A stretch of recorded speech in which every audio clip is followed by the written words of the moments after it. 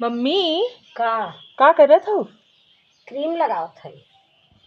Cream लगावत हो? हाँ, कौन क्रीमिया लगावत हो? दिखाए बरज के।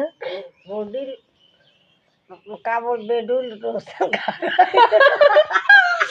बॉडी लोशन बोला या तो मॉइस्चराइजर बोला? अच्छा हाँ, तो लगावत हूँ। अच्छा, एकरे बारे में तुम्हें मालूम बा कैसे हाँ, लगत वो है? चमड़वा रच के नरम हो जात का मतलब झूठे नई नई लड़की, नई नई बिटिहनी दुल्हन, ये सब झूठे बदनाम रहती। मतलब हाँ। तो की चीज के बारे में मालूम बा है। हाँ अच्छा, तो क्रीमी के साथे साथे नाश्तो चलता है? हाँ, का खवाता है? नमकीन का तू नहीं कुल खाई थे तो पेट फूल जावत है? नहाई को ठीक है, भूख लग जाता। हाँ, हाँ, तो खाना तो बनाए रही थे तो खाई लिहा कर। अरे तो तहा पापा खाई ले तब न खाबे। पापा खाई ली तब खाबू? हाँ, हाँ, बिना पापा के खाए ना खाबू? नहीं ना खाई चाहे ना मेहरारून के।